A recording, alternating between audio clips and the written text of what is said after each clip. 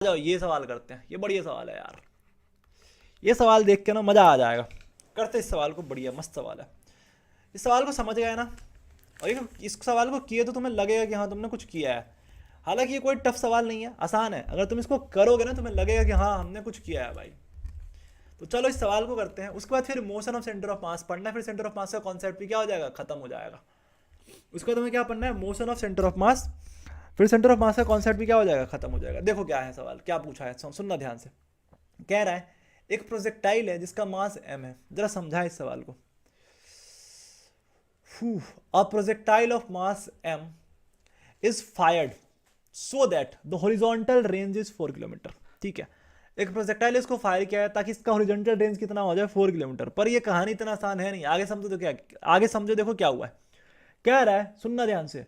At the highest point of the projectile, सबसे top point पे, at the highest point of the projectile explode into two parts of mass m/4 and 3m/4। तो सबसे top वाले point पे वो दो part पे, ये जो कुछ भी फायर किया है, जो भी मास तुमने फायर किया, वो दो पार्ट में क्या हो गया, एक्सप्लोड कर गया।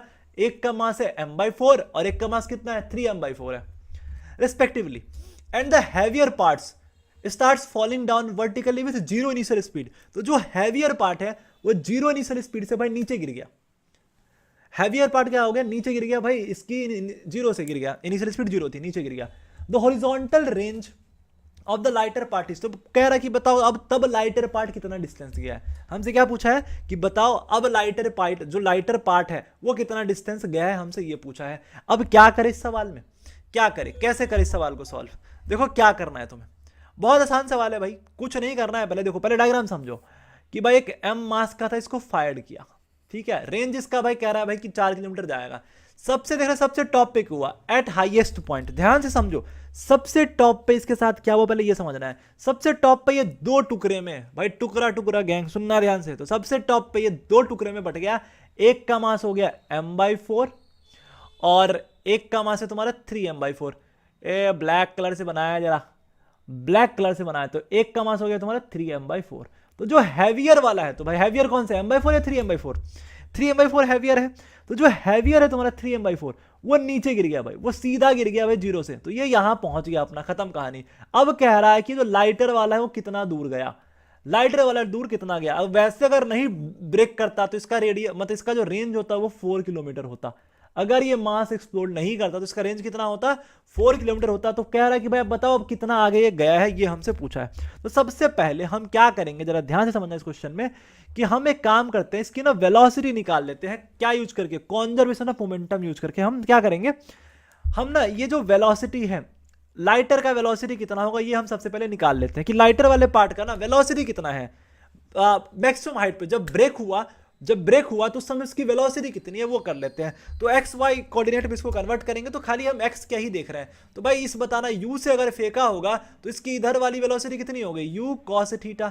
अब हम यहां पे यूज कर रहे हैं कॉन्जर्वेशन ऑफ मोमेंटम। इस क्वेश्चन में हम यहां पे क्या यूज कर रहे हैं, कॉन्जर्वेशन ऑफ मोमेंटम।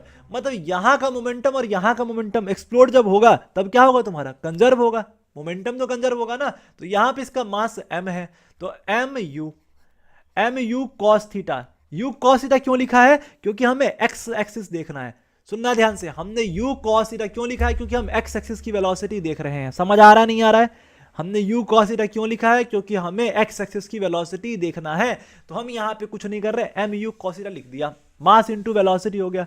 अब जरा देखना, हैवियर पार्ट तो नीचे गिर गया, तो 3m/4 तो तुम्हारा नीचे गिर गया, तो 3m/4 तो तुम्हारा नीचे गिर गया, तो इसकी वेलोसिटी तो जीरो है, खत्म कहानी। जो लाइटर पार्ट है इसकी वेलोसिटी निकालना है, तो m/4 साथ में वेलोसिटी v लिख लेते हैं, ये हमें निकालना है। तो जरा बताना, m से m क्या हो जाएगा, कैंसिल हो जाएगा, ये इधर जाएगा। तो v इक्वल टू कितना आ गया, 4u cos थीटा। समझ आया नहीं आया, तो यहां पे जो v आया 4u cos थीटा, मतलब इसकी जो वेलोसिटी हॉरिजॉन्टल लाइटर वाली पार्ट की, हमने सबसे पहले वेलोसिटी निकाला है। तो लाइटर वाले पार्ट की जो वेलोसिटी है हॉरिजॉन्टल वो कितनी आई है, 4u cos थीटा आया है लाइटर वाले पार्ट का वेलोसिटी हॉरिजॉन्टल। ये हमें पहले क्लियर करना था। अब जरा ध्यान से देखो, अब कुछ नहीं कर रहे हैं भाई, बेसिक कॉन्सेप्ट यूज कर रहे हैं। सुनना ध्यान से, अब पूरा टाइम ऑफ फ्लाइट सुनना, मैक्सिमम हाइट तक पहुंचने का जो टाइम होता है ना वो आधा होता है टाइम ऑफ फ्लाइट के। अगर एक बॉल को फेंकने में प्रोजेक्टाइल मोशन हमने पूरा पढ़ा है, अगर तुमने नहीं पढ़ा है तो जाके देखो, कंप्लीट प्रोजेक्टाइल मोशन का जाके लेक्चर देखो अगर तुम्हें समझ नहीं आ रहा तो। अगर मान लो कि एक बॉल को पूरा फेंक रहे हैं तो पूरा जो पहुंचने में ग्राउंड तक जो टाइम लगा वो टाइम ऑफ फ्लाइट है, पर मैक्सिमम हाइट तक पहुंचने में इसको आधा टाइम लगता है, मतलब t/2। मतलब यहां तक पहुंचने में, मैक्सिमम हाइट तक पहुंचने में इसको जो टाइम लगा वो आधा लगा, कितना लगा, t/2। अब जरा बताना रेंज का जो फॉर्मूला, डिस्टेंस क्या होता है तुम्हारा, वेलोसिटी बाई 2। मतलब यहां पे जो इसको रेंज, भाई रेंज भी तो आधा होगा, मैक्सिमम हाइट पर रेंज भी कितना होगा, आधा होगा। तो अगर हम चेक करें तो r/2 जो होगा वो कितना होगा, पहले इसकी वेलोसिटी कितनी थी बताओ जरा, u cos थीटा, तो u cos theta into t/2 हो जाएगा।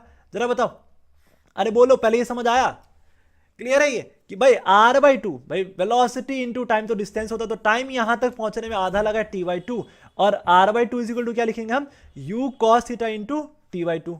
ये पोर्शन क्लियर हो गया, क्यों एक मिनट बस क्लास खत्म हो रहा है। r/2 is equal to u cos theta into t/2, clear है, इसमें किसी को दिक्कत कोई समस्या तो नहीं है। अब हम कुछ नहीं कर रहे हैं भाई, अब ये इधर कितने डिस्टेंस में गया है, तो हम r dash is equal to, भाई जरा बताना भाई, डिस्टेंस जो होता है वो वेलोसिटी इंटू टाइम ही तो होता है, तो भाई इधर जो इसकी वेलोसिटी वो कितनी है, 4u cos थीटा, तो 4u cos थीटा, और इसको भी पहुंचने में आधा टाइम ही तो लगा है, t/2। अब जरा बताना 4u cos थीटा t/2, मतलब u cos थीटा t/2 की वैल्यू कितनी है, r/2, तो r dash is equal to 4। r की वैल्यू देखो, रेंज तुम्हारा 4 है, तो भाई इसको r/2 लिखते हैं, और r की वैल्यू यहाँ पे कहीं हम तो नहीं आ रहे, हम थोड़ा छुप जाएंगे यहाँ पे, तो यहाँ पे हम क्या कर रहे हैं, 4 और r की वैल्यू 4/2 लिख दे, तो ये कितना आ गया तुम्हारा, 8 आ गया, तो 8 किलोमीटर आ गया। सुनना ध्यान से, तो भाई ये 8 किलोमीटर आगे गया है, और ये डिस्टेंस कितना है तुम्हारा, 2 किलोमीटर होगा।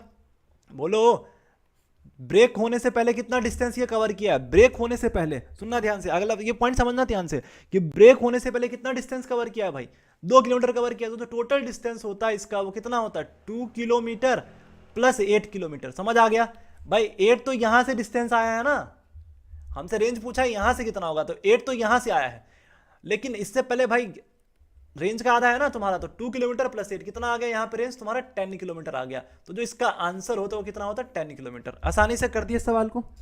बोलो किसी को कोई दिक्कत, कोई समस्या, कोई परेशानी तो नहीं है।